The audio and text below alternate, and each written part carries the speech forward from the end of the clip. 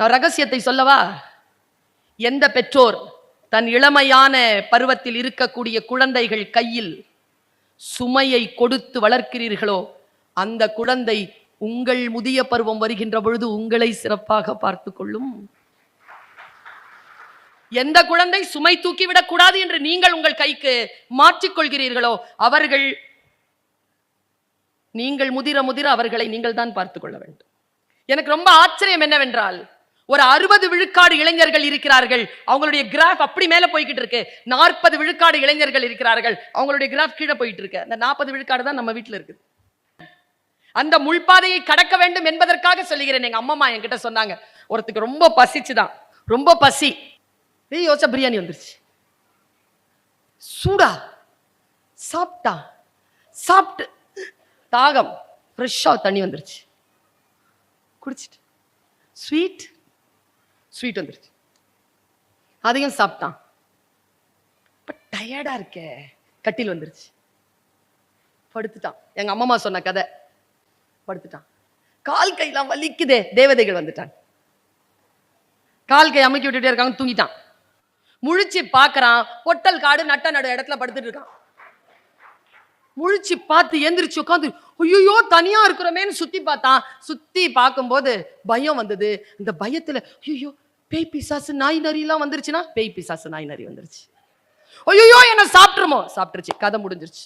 அவன் நின்று இருந்தது, அவன் எதை நினைத்தாலும் தரும் கற்பக தருவுக்கு கீழே. அவன் பசிக்கு சோறு நினைத்தான் வந்தது, மரணம் நினைத்தான் வந்தது. எது நினைக்கிறோமோ அது தரும் கற்பகத்தரு. அந்த கற்பகத்தரு எங்கே இருக்கிறது என்று எனக்கு இப்பொழுது தெரியாது சுல்தானா. ஆனால் ஒன்று சொல்லுகிறேன், உன் மனம்தான் உன் கற்பகத்தரு. நீ எதை நினைக்கிறாயோ அது உனக்கு கொடுக்கும். இந்த சொல்லை கேட்ட இளைஞன் எப்படி வளருவான்? இந்த சொல்லை கேட்ட குழந்தை எப்படி வளரும்? வாழ்க்கை என்பது அதிசயங்களால் நிறைந்தது. ஒன்னு சொல்றேன், குழந்தைக்கு இந்த கேட்ஜெட்டை பயன்படுத்த தெரியல. நான் பெரியவங்களுக்கு தெரியுதா? பெரியவங்களுக்கும் தெரியல. அறச்சொற்களை சொல்லுவதன் மூலமாக, அறச்சூழ்நிலையை ஏற்படுத்துவதன் மூலமாகத்தான் குழந்தைகளையும் இளைஞர்களையும் பக்குவப்படுத்த முடியும். இன்னொரு மனவேதனையோடு சொல்றேன், இளைஞர்கள் இந்த தவறு செய்கிறார்கள், அந்த தவறு செய்கிறார்கள் என்று உடனடியாக கருத்தில் வருகின்ற உலகத்தில் ஆழமான, மிக ஆரோக்கியமான, வளர்ச்சியான விஷயங்களையும் அதே இளைஞர்கள் தான் செய்து கொண்டிருக்கிறார்கள். புள்ள வேணும்னு அரச மரத்தை சுத்தின காலம் போய் புள்ள வேணான்னு அரசு சுத்துற காலம் ஒண்ணு வந்துச்சா இல்லையா? நாம் இருவர் நமக்கு மூவர், நம்ம தாத்தா நம்ம அம்மா, நாம் இருவர் நமக்கு இருவர். இப்போ எங்க காலம், நாம் இருவர் நமக்கு ஒருவர். என் புள்ள காலம், நாம் தான் இருவர், நமக்கு எதுக்கு இன்னொருவர்? பேரங்காலம் எப்படி தெரியுமா? நாம் எதற்கு இருவர்? கல்யாணம் பண்ணிக்க மாட்டேங்கிறாங்க இன்னைக்கு. லிவிங் டுகெதர் ரிலேஷன்ஷிப்குள்ள போயிட்டாங்க, அதை லீகலைஸ் ஆக்குறாங்க. குடும்பம் என்கின்ற நிறுவனம் தகர்க்கப்பட்டு கொண்டிருக்கிறது. நீங்கள் நிறுவனத்தை நோக்கி அனுப்ப வேண்டும் என்றால், குழந்தைகளில் நீங்கள் எதை விதைக்கிறீர்களோ அந்த விதைதான் அங்கே முளைத்து செடியாகி மரமாகி பழம் கொடுக்கக்கூடிய ஒரு நிலைக்கு வரும். நம் இளைஞர்கள் எப்படி இருக்கிறார்கள்? நம்முடைய இளைஞர்களிடத்தில் தன்னம்பிக்கை ஊட்டுவதற்காக எவ்வளவு காரியங்கள் செய்ய வேண்டி இருக்கிறது தெரியுமா? ஏனென்றால் இன்றைய இளைஞர்களுடைய வாழ்க்கையினுடைய வளர்ச்சி நோக்கிய பயணத்தில் அவ்வளவு இடையூறுகள் இருக்கின்றன, அவ்வளவு ஸ்ட்ரெஸ். 16, 17 வயதுல இருக்கக்கூடிய குழந்தைகளுக்கு இன்னைக்கு ஸ்ட்ரெஸ் இருக்குது. ஏன் அதிகமா இருக்கு தெரியுமா? உங்க வீட்டுல இருக்கிற குழந்தைக்கே இருக்குது. 12 வயசுல இருக்க பெரிய ஒரு குற்றச்சாட்டு என்ன தெரியுமா? நம்ம குடும்பங்கள்ல நாம சாப்பிடுற ரெகுலர் சாப்பாட அந்த குழந்தைகள் விரும்புவதில்லை. அன்றாடங்களில் நாம இட்லி, தோசை, பூரி, சப்பாத்தின்னு செஞ்ச காலமெல்லாம் போயிடுச்சு. மத்தியானம் எல்லாம் ஒரு சோறு, ஒரு குழம்பு, ஒரு வெஞ்சனம், அவ்வளவுதான். இரவு நேரத்துல என்ன வெஞ்சனமோ குழம்போ மிச்சம் இருக்குதோ, கூட ஒரு தோசையோ இட்லியோ, அவ்வளவுதான். காலையில தோசையோ இட்லியோ ரெண்டெல்லாம் கிடைக்காது. இன்றைக்கு குழந்தைகளுக்கு அவைலபிலிட்டி, அவ்வளவு விஷயங்கள் பரத்தி போடப்பட்டிருக்கின்ற பொழுது அடிப்படையிலே அந்த குழந்தைகள் தடுமாறுகின்றன. கட்டமைப்புடன் கூடிய ஒரு விஷயம் இல்லாத காரணத்தினால் குழந்தைகளுடைய தடுமாற்றம் நிகழ்வதாக நான் கருதுகிறேன். குழந்தைகள் பல வீடுகளில் மிக மரியாதையுடன், மிக அடக்கத்துடன், மிகப்பெரிய இலக்குடன் வளர்வதை பார்க்கிறேன். இப்போ சமீபத்தில் ஒரு பெண்ணை சந்தித்தேன், இளமையான பருவம், 25 வயதிற்குள் இருக்கும் அந்த பெண்ணுக்கு. அன்றைக்கு போறேன், அப்படி வந்து நிக்கிறாங்க. திரும்பி பார்க்கிறேன், இவங்க தான் சப் கலெக்டர் ஆஃப் பொன்னேரி என்று சொல்கிறார்.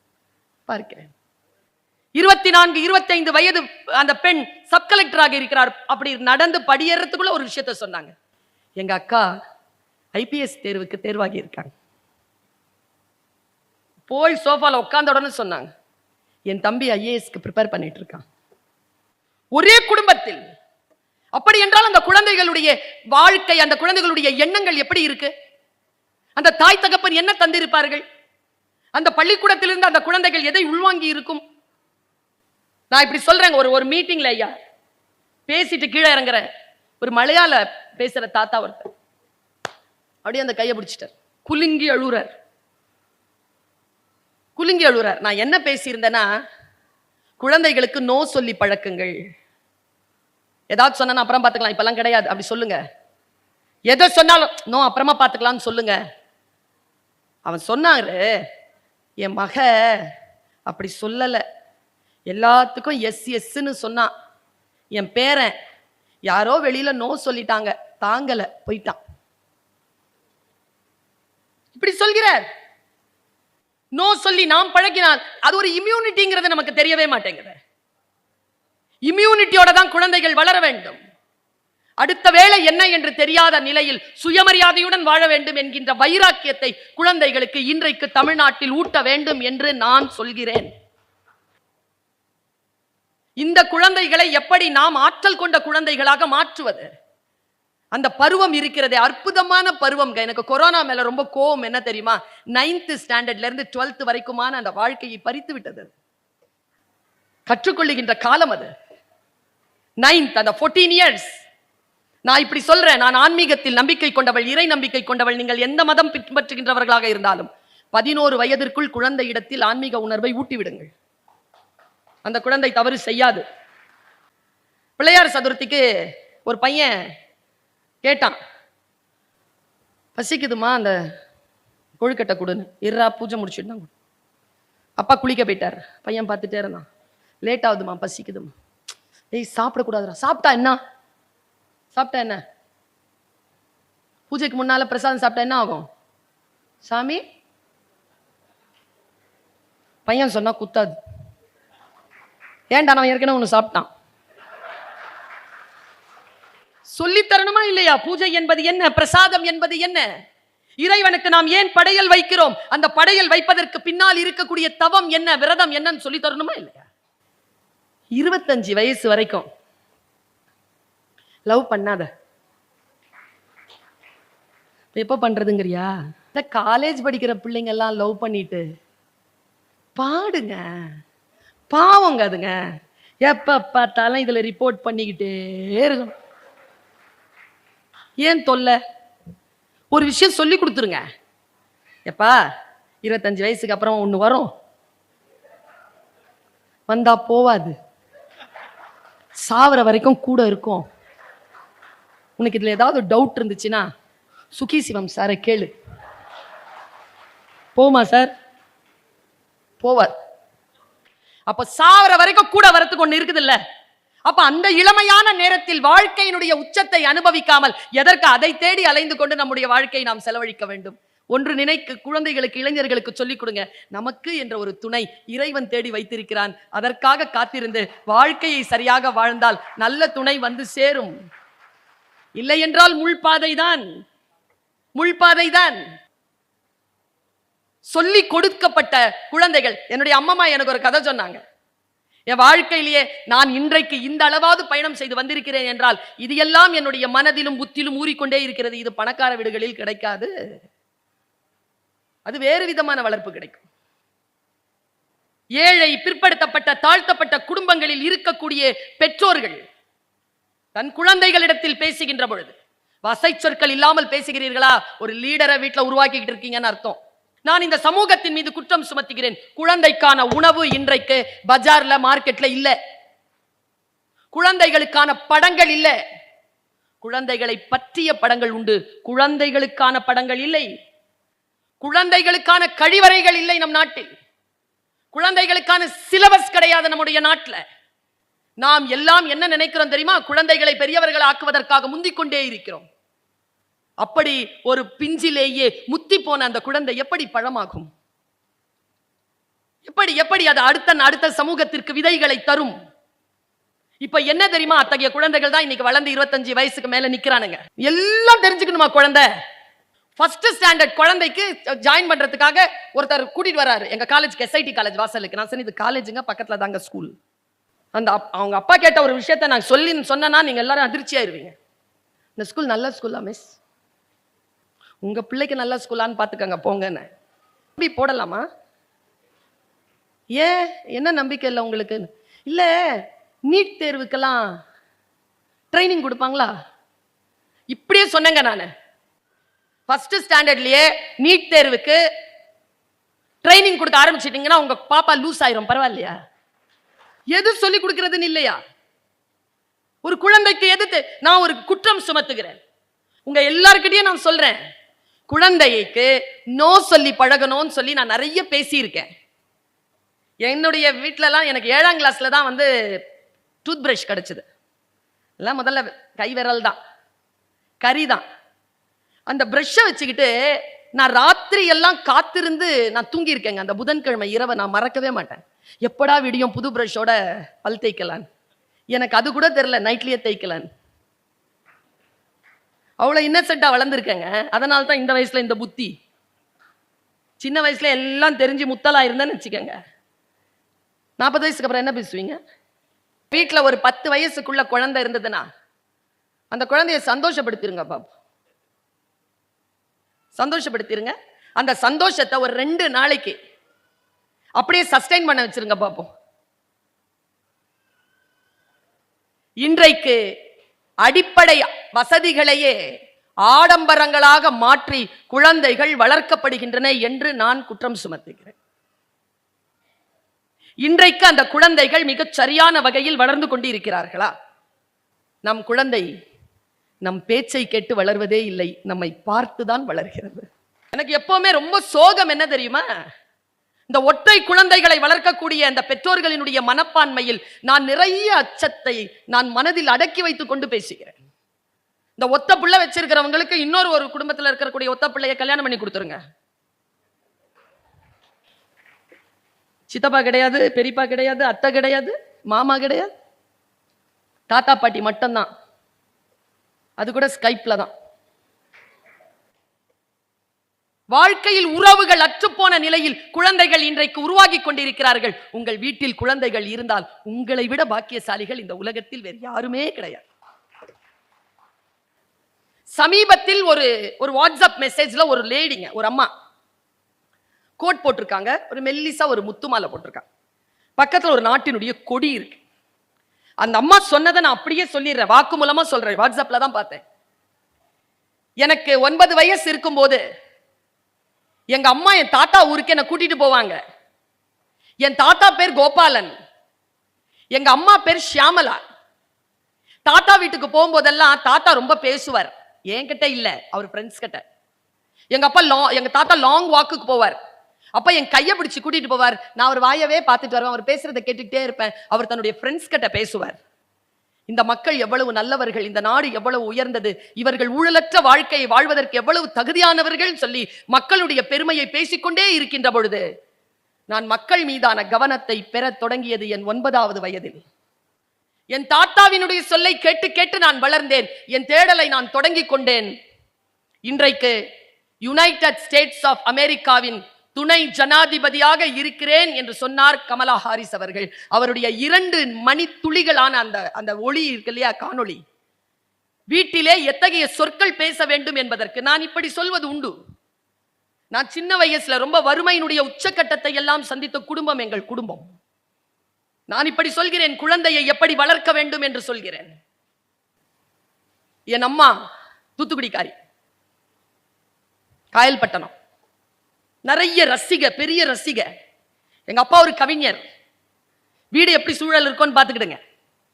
என்னை என் அம்மா கிழிந்த பாயில் தன் மடியில் படுக்க போட்டுக்கொண்டு பறக்கும் கம்பளங்களை பற்றி கதை சொல்லுவாள். என் அம்மாவின் கதைகளில் கிழிந்த பாய்கள் வந்ததே இல்லை. அதனால் தான் நான் இப்பொழுது பறக்கும் கம்பளங்களில் இருக்கிறேன். ஒரு குழந்தையை எப்படி வளர்ப்பது, இன்றைய காலகட்டத்தில் குழந்தைகள் எப்படி வளர்க்கப்பட வேண்டும் என்பதற்கு நான் ஒரு சாதாரணமான ஒரு உதாரணத்தை உங்கள் முன்னால் வீசுகிறேன். நமக்கு இப்போ ரிட்டையர் ஆன தமிழ்நாடு டிஜிபி சைலேந்திர பாபு ஐயா அவர்கள் இன்றிலிருந்து ஒரு 10 ஆண்டுகளுக்கு முன்னால் நானும் ஐயா அவர்களும், அப்ப அவர் டிஜிபியா இல்ல, 2 பேருமே ஒரு புரோகிராம்ல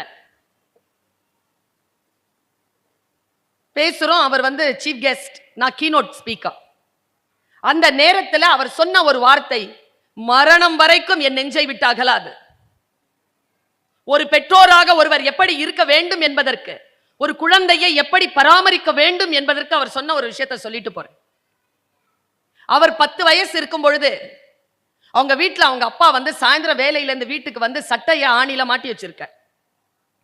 அடுத்த நாள் காலையில சட்டைக்குள்ள இருந்த 5 ரூபாவை காணோம். அவங்க அப்பா எல்லார்கிட்டையும் கேட்டிருக்காரு. எல்லாரும் நான் எடுக்கலன்னு சொல்லியிருக்காங்க.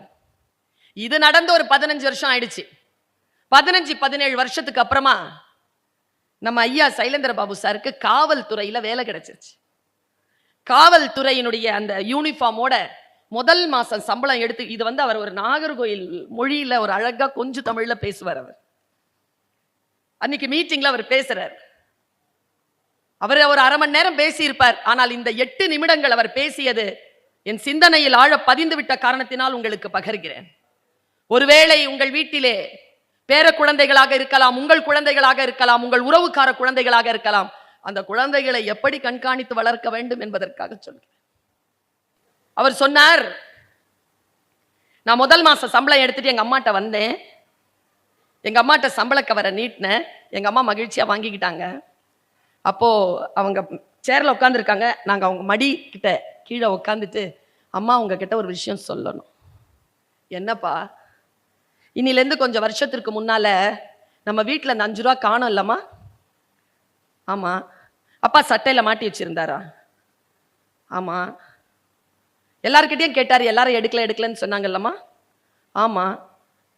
அதை நான் தாம்மா எடுத்தேன். அம்மா பதில் பாருங்க, எனக்கு தெரியும்பா.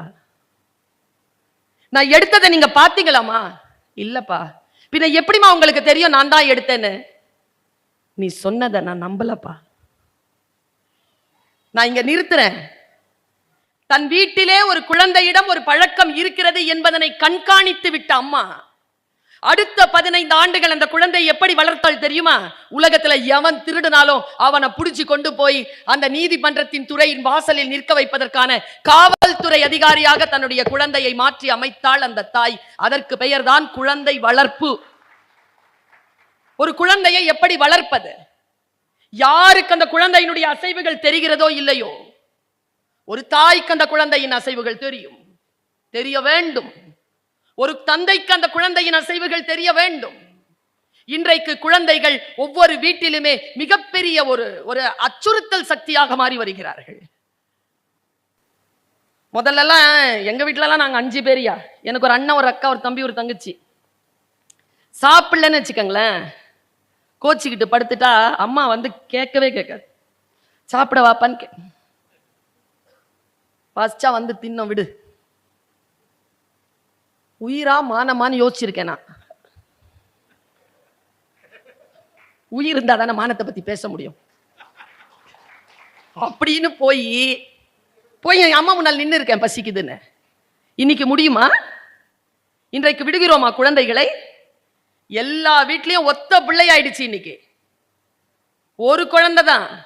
முதல்ல எல்லாம் ஏதாவது மன அழுத்தத்தின் உச்சத்தில் உட்கார்ந்துக்கிட்டு அப்பா மேலேயோ அம்மா மேலேயோ கோவத்துல உட்கார்ந்துட்டு இருந்தோம்னா ஒரு பெரியப்பாவோ ஒரு அத்தையோ ஒரு சித்தப்பாவோ ஒரு மாமா என்ன உட்கார்ந்துருக்கேங்க, எழுந்துரு உள்ள போ, ரொம்ப திமிராயிடுச்சு அவனுக்கு என்ற ஒரு ஒலி நமக்கு கிடைத்து கொண்டிருந்தது. இன்றைக்கு அந்த உறவுக்கார ஒலிகள் இல்லை குடும்பத்தில்.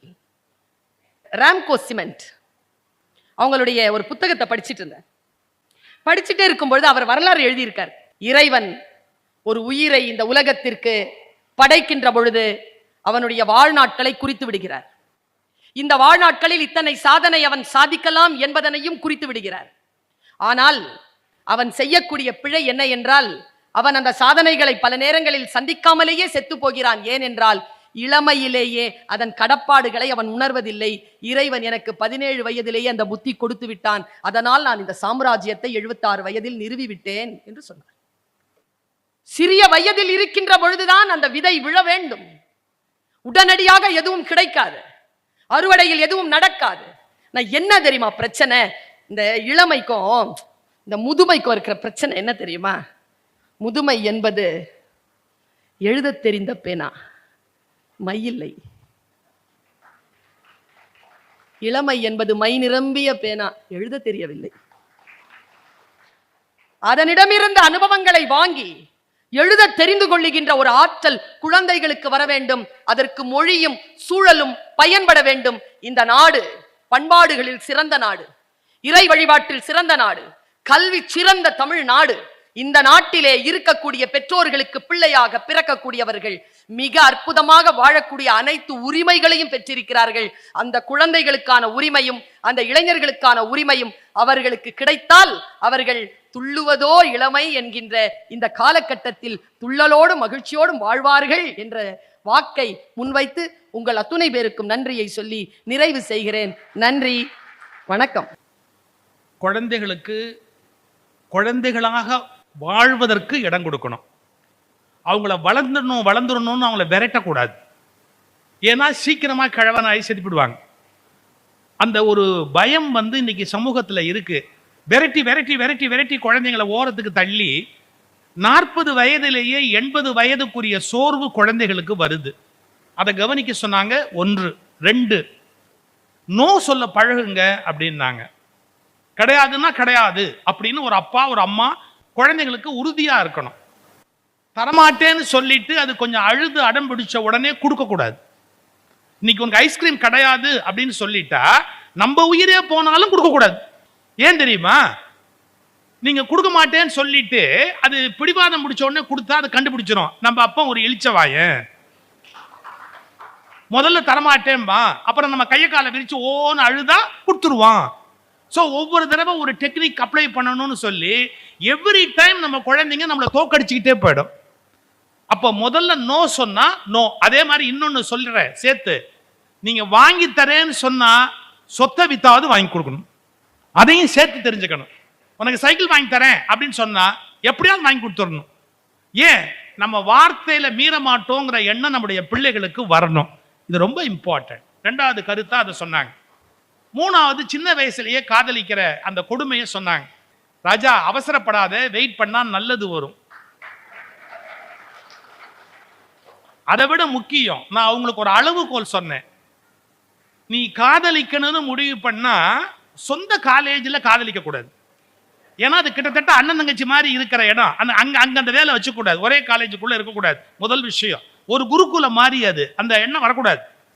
அதை விட முக்கியம், அதுக்கு எப்ப கரெக்டா இருக்கலாம் தெரியுமா? ஆனா அதுக்காக நீ எனக்கு இப்படி ஒரு வரம் கொடுக்க கூடாதுமா, சாவர வரைக்கும் போவாது அப்படின்னு ஒரு வரம் கொடுத்த பத்தியா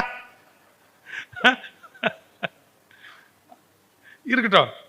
ஒரு பையன் அல்லது ஒரு பொண்ணு எப்ப காதலிக்கணும் தெரியுமா? காதலிக்கணும் முடிவு பண்ணா நீயாக சம்பாதிக்க தொடங்கி 10வது சம்பளம் வாங்குகிற போது உன் காதலை பற்றி யோசிக்க தொடங்கு. உங்க அப்பன் செலவுல வாழும் போது அதை யோசிக்கிற உரிமை உனக்கு கிடையாது அப்படிங்கிறத அம்மா சம்பளத்துல அப்பா சம்பளத்துல படிச்சுக்கிட்டு இருக்கிற வரையில காதலை பத்தி யோசிக்கிற உரிமை பிள்ளைகளுக்கு இல்லை என்பதை தெளிவாக புரிய வையுங்கள். அது ரொம்ப அவசியம். நீயா சம்பாதிக்கிறியா அப்புறம் யோசிக்குவோம் வாழ்க்கையை பத்தி. ஆனா அப்பா அம்மா சம்பளத்துல இருக்கும்போது யோசிக்க கூடாது. இந்த கருத்தை நம்ம புரிந்து கொள்ளணும். அழகான செய்திகளை அவர்கள் எடுத்து சொன்னார்கள்.